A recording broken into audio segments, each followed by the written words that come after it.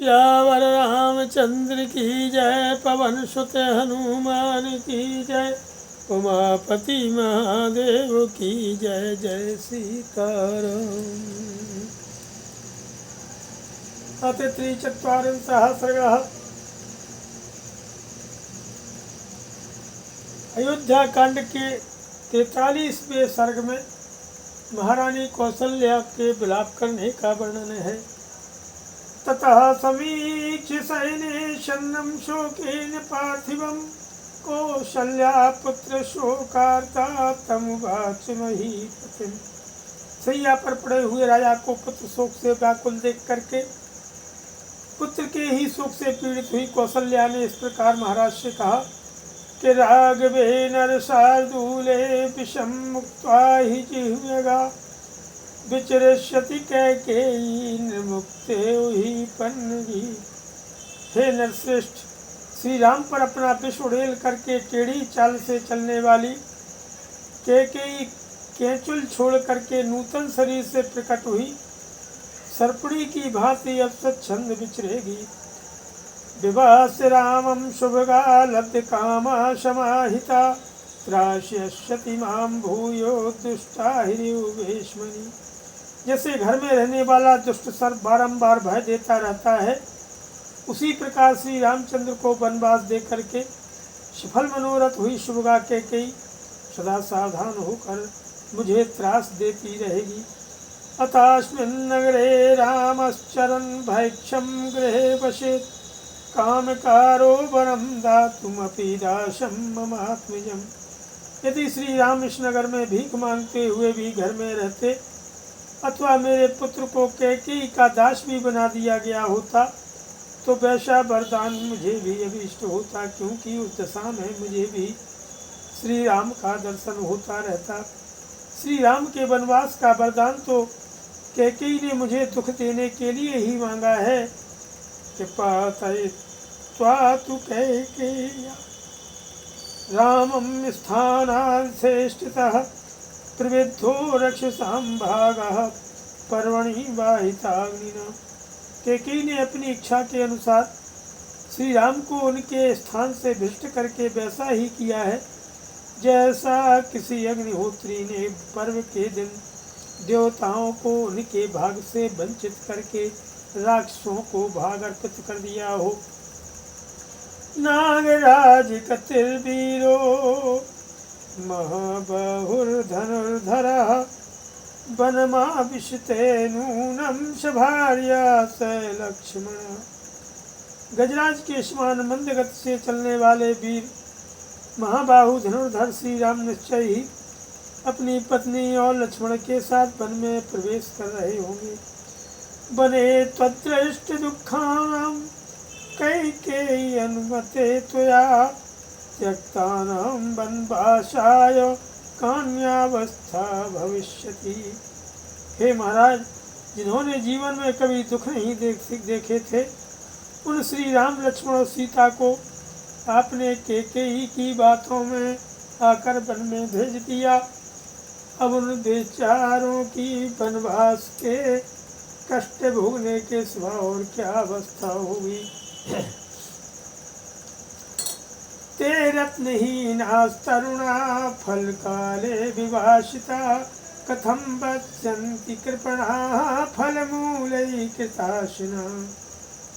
रत्न तुल्य उत्तम वस्तुओं से वंचित वे तीनों तरुण सुख रूप फल भोगने के समय घर से निकाल दिए गए।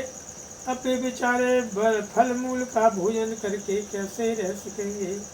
अपीदानीं शकालः श्यामं शोक छया शिव, सह भार्यं सह भ्रात्रा पश्येयं राघव। क्या फिर मेरे शोक को नष्ट करने वाला यह शुभ समय आएगा जब मैं सीता और लक्ष्मण के साथ वन से लौटे हुए श्री राम को देखूंगी। श्रुत्वैवोपस्थितौ वीरौ कदायोध्या भविष्यति, यशस्वनी हृष्टजनः श्रुतब्धोक्तिजय मालिनी। कब वह शुभ अवसर प्राप्त होगा जबकि वीर श्री राम और लक्ष्मण वन से लौट आए। यह सुनते ही यशस्विनी अयोध्यापुरी के सब लोग हर्ष से उल्लसित हो उठेंगे और घर घर फहराए गए ऊंचे ऊंचे ध्वज समूह पुरी की शोभा बढ़ाने लगेंगे। कदा प्रेक्षे नरव्याघ्रावरण्यात् पुनरागतौ भविष्यति पुरी हृष्टा समुद्रियो पर्वणि। हे नरश्रेष्ठ दशरथ, श्री राम और लक्ष्मण को पुनः वन से आया हुआ देख करके अयोध्यापुरी पूर्णिमा के उमड़ते हुए समुद्र की भांति कब उल्लास से परिपूर्ण होगी। कदा अयोध्यां महाबाहो पुरीं वीरः प्रवेक्ष्यति पुरस्कृत रथे सीतां प्रकबो भूवधूर्णवो। जैसे शाण गाय को आगे करके चलता है, उसी प्रकार वीर महाबाहु श्री राम रथ पर सीता को आगे करके कब अयोध्यापुरी में प्रवेश करेंगे। कदा प्राणी सहस्राणि राजमार्गे ममात्मजौ लाजैरौ करिष्यन्ति प्रविशन्तावरिन्दमो। प्रविशन्तं कदायोध्यां द्रक्ष्यामि शुभकुण्डलौ पुत्रकौदग्रायुधनिस्त्रंसौ सशृंगाभ्यो पर्वतौ। कब यहाँ के सहस्रों मनुष्यपुरी में प्रवेश करते और राजमार्ग पर चलते हुए मेरे दोनों शत्रुघ्न पुत्रों पर लावा खील की वर्षा करेंगे। उत्तम आयुध एवं खंगलिए शिखर युक्त पर्वतों के समान प्रतीत होने वाले श्री राम और लक्ष्मण सुंदर कुंडलों से अलंकृत होकर के कब अयोध्यापुरी में प्रवेश करते हुए मेरे नेत्रों के सामने प्रकट होंगे। कदा सुमनसः कन्या द्विजातीनां फलानि च प्रदशन्त्यः पुरीं हृष्टा करिष्यन्ति प्रदक्षिणम्। कब ब्राह्मणों की कन्याएं हर्षपूर्वक फूल और फल अर्पण करती हुई अयोध्यापुरी की परिक्रमा करेंगी। कदा परिणतो बुद्ध्या वैशा चामर प्रभा अभ्युपैक्यति धर्मात्मा सुवर्षं यो लालयन्। कब ज्ञान में बड़े चढ़े और अवस्था में देवताओं के समान तेजस्वी धर्मात्मा श्री राम उत्तम वर्षा की भांति जन समुदाय का लालन पालन करते हुए यहाँ पधारेंगे। निसंशयं मया मन्ये पुरा वीर कदर्यया पातु कामेषु वत्सेषु मातॄणां शातिताः स्तनाः। शाहं गौरव सिंहेन विवत्सा वत्सला कृता कैकेय्या पुरुष व्याघ्रो बालवत्सेव गौरबलात्। हे वीर, इसमें संदेह नहीं कि पूर्व जन्म में मुझ नीच आचार विचार वाली नारी ने बछड़ों के दूध पीने के लिए उद्यत होते ही उनकी माताओं के स्तन काट दिए होंगे। हे पुरुष सिंह, जैसे किसी सिंह ने छोटे से बछड़े वाली वत्सला गाय को बलपूर्वक बछड़े से हीन कर दिया हो, उसी प्रकार कैकेयी ने मुझे बलात्कार पूर्वक अपने बेटे से अलग कर दिया है।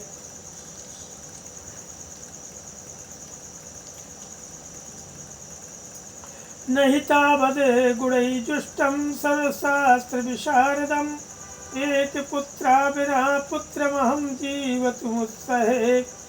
जो उत्तम गुणों से युक्त और संपूर्ण शास्त्रों में प्रवीण है, उन अपने पुत्र श्री राम के बिना मैं इकलौते बेटे वाली माँ जीवित नहीं रह सकती।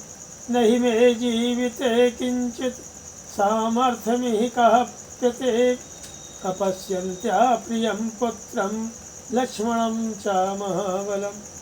अयं हि मां दीपयते अद्यपनिस्तनूज शोक प्रभो महायितः महीमां रश्मिविरुत्तम प्रभो यथा निदाघे भगवान दिवाकरः। अब प्यारे पुत्र श्री राम और महाबली लक्ष्मण को देखे बिना मुझ में जीवित रहने की शक्ति नहीं है। जैसे ग्रीष्म ऋतु में उत्कृष्ट प्रभाव वाले भगवान सूर्य अपनी किरणों द्वारा इस पृथ्वी को अधिक ताप देते हैं, उसी प्रकार यह पुत्र शोक जनित महान अहितकारक अग्नि आज मुझे जलाए दे रही है। श्रीमद् रामायणे वाल्मीकि आदि काव्ये अयोध्याकाण्डे द्वितीयचत्वारिंशः नमः अथ चतुश्चत्वारिंशः सर्गः। अब जो है 44वें सर्ग में सुमित्रा का कौशल्या को आश्वासन देने का वर्णन किया गया है कि बिलपन्तीं तथां तां तु कौशल्यां प्रमृतोत्तमाम् इदं धर्मे सुता धर्म्यं सुमित्रा वाक्यमब्रुवी। नारियों में श्रेष्ठ कौशल्या को इस प्रकार विलाप करती देख धर्मप्रायणा सुमित्रा यह धर्मयुक्त बात बोली। इतवार्ये सद्गुणैर्युक्तः सपुत्रः पुरुषोत्तमः किं ते बिलपतेनेव कृपणं रुद्धेन वा। हे आर्ये, तुम्हारे पुत्र श्री राम उत्तम गुणों से युक्त हैं और पुरुषों में श्रेष्ठ हैं। उनके लिए इस प्रकार विलाप करना और दीनता पूर्वक रोना व्यर्थ है। इस तरह रोने धोने से क्या लाभ है। यस्तवार्ये गतः पुत्रस्त्यक्त्वा राज्यं महाबलः साधु कुर्वन् महात्मानं पितरं सत्यवादिनं शिष्टैराचरिते सम्यक् शश्वत प्रेत्य फलोदये रामो धर्मे तथा श्रेष्ठो न सा सोच्या कदाचनो। बहन जो राज्य छोड़कर अपने महात्मा पिता को भली भांति सत्यवादी बनाने के लिए वन में चले गए हैं, वे तुम्हारे महाबली श्रेष्ठ पुत्र श्री राम उस उत्तम धर्म में स्थित हैं जिसका सत्पुरुषों ने सर्वदा और सम्यक प्रकार से पालन किया है तथा जो परलोक में भी सुखमय फल प्रदान करने वाला है। ऐसे धर्मात्मा के लिए कदापि शोक नहीं करना चाहिए। वर्तते चोत्तमां वृत्तिं लक्ष्मणो अस्मिन् सदानघो दयावान् सर्वभूतेषु लाभस्तस्य महात्मनः अरण्यवासे यद्दुःखं जानन्त्यो सुखोचिता अनुगच्छति वैदेही धर्मात्मानं तवात्मजम्। निष्पाप लक्ष्मण समस्त प्राणियों के प्रति दयालु हैं। वे सदा श्री राम के प्रति उत्तम बर्ताव करते हैं तथा उन महात्मा लक्ष्मण के लिए यह लाभ की ही बात है। विदेह नंदिनी सीता भी तो जो सुख भोगने के ही योग्य हैं, वनवास के दुखों को भली भांति सोच समझकर ही तुम्हारे धर्मात्मा पुत्र का अनुसरण करती हैं। कीर्तिभूतां पताकाम्यो लोके प्रेमयति विभु धर्मा सत्यव्रतपरः किं न प्राप्तस्तवात्मजो। जो प्रभु संसार में अपनी कीर्तिमयी पताका फहरा रहे हैं और सदा सत्यव्रत के पालन में तत्पर रहते हैं, उन धर्मस्वरूप तुम्हारे पुत्र श्री राम को कौन सा श्रेय प्राप्त नहीं हुआ है। व्यक्तम रामस्य विज्ञाय शौचम महात्म्योत्तमं न गात्रमं सुभिः सूर्यः संतापयितुमर्हति। श्री राम की पवित्रता और उत्तम महात्म्य को जान करके निश्चय ही सूर्य अपनी किरणों द्वारा उनके शरीर को संतप्त नहीं कर सकते। शिवः सर्वेषु कालेषु काननेभ्यो गुणिश्रिता राघवं युक्त शीतोष्णा सेविष्यति सुखोऽनिलः। सभी समयों में वनों से निकली हुई उचित सर्दी और गर्मी से युक्त सुखद एवं मंगलमय वायु श्री रघुनाथ जी की सेवा करेंगी।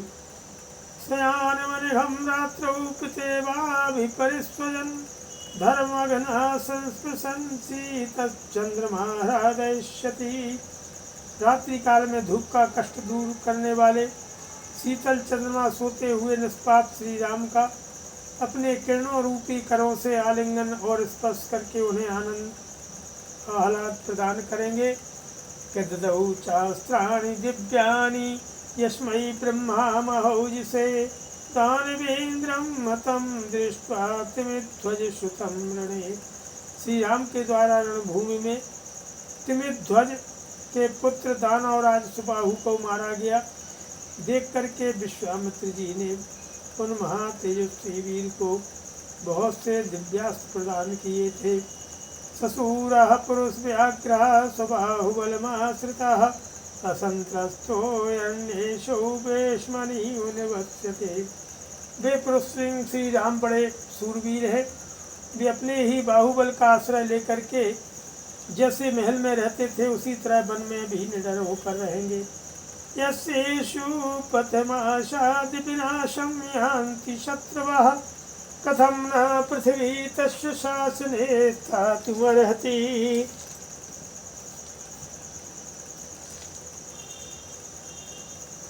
जिनके बाणों का लक्ष्य बनकर सभी शत्रु विनाश को प्राप्त होते हैं, उनके शासन में यह पृथ्वी और यहाँ के प्राणी कैसे नहीं रहेंगे। या श्री शौर्यं च रामस्य च कल्याण सत्वता निवृत्तारण्यवासः स्वं क्षिप्रं राज्यं वाप्स्यति। श्री राम की जैसी शारीरिक शोभा है, जैसा पराक्रम है और जैसी कल्याणकारिणी शक्ति है, उससे जान पड़ता है कि वे वनवास से लौटकर शीघ्र ही अपना राज्य प्राप्त कर लेंगे। सूर्यस्यापि भवे सूर्यो अग्ने अग्नि प्रभो प्रभु श्रिया श्रीश्च भवेदत्या कीर्त्या कीर्ति क्षमा क्षमा देवतं देवतानां च भूतानां भूतसत्तमा तस्य के गुणा देवी बने बाप्य थुरापुरे। हे देवी, श्री राम के सूर्य के भी सूर्य प्रकाशक और अग्नि के भी अग्नि हैं। वे प्रभु के भी प्रभु, लक्ष्मी की भी उत्तम लक्ष्मी और क्षमा की भी क्षमा है। इतना ही नहीं, वे देवताओं के भी देवता, भूतों के भी उत्तम भूत हैं। वे वन में रहें या नगर में, उनके लिए कौन सा चराचर प्राणी दोषावय हो सकते हैं। पृथिव्या सह वैदेह्या श्रिया च पुरुषर्षभो क्षिप्रं तिस्रभिरेताभिः सहस्रामो अभिषेक्षते। पुरुष रोमणि श्री राम शीघ्र ही पृथ्वी, सीता और लक्ष्मी इन तीनों के साथ राज्य पर अभिषिक्त होंगे। दुःखजं विसृजत्यश्रु निष्क्रामन्तमुदीक्ष्यम् अयोध्यायां जनः सर्वा शोकवेगशमहतः कुशचिरधरं वीरं गच्छन्तं पराजितं सीतेवानुगता लक्ष्मी तस्य किं नाम दुर्लभम। जिनको नगर से निकलते देख अयोध्या का सारा जन समुदाय शोक के वेग से आहत हो करके नेत्रों से दुख के आंसू बहा रहा है। कुश और चीर धारण करके वन को जाते हुए जिन अपराजित नित्य विजयी वीर के पीछे पीछे सीता के रूप में साक्षात लक्ष्मी ही गई हैं, उनके लिए क्या दुर्लभ है। धनुर्ग्रह बरो यस्सो बाण खंगास्त्रभृत स्वयं लक्ष्मणो ब्रजति अग्रे तस्य किं नाम दुर्लभम। जिनकी आगे धनुर्धारियों में श्रेष्ठ लक्ष्मण स्वयं बाण और खंग आदि अस्त्र लिए जा रहे हैं, उनके लिए जगत में कौन सी वस्तु दुर्लभ है। निवृत्य वनवासं तं दृष्टासि पुनरागतं जहि शोकं च मोहं च देवी सत्यं ब्रवीमि ते। शिरसा चरणावेतौ बन्धमानमनिन्दिते पुनर्दीक्षसि कल्याणी पुत्रं चंद्रमिवोदितं। हे देवी, मैं तुमसे सत्य कहती हूँ, तुम वनवास की अवधि पूर्ण होने पर यहाँ लौटे हुए श्री राम को फिर देखोगी, इसलिए तुम शोक और मोह छोड़ दो। हे कल्याणी आनंदिते, तुम नवोदित चंद्रमा के समान अपने पुत्र को पुनः अपने चरणों में मस्तक रखकर प्रणाम करते देखोगी।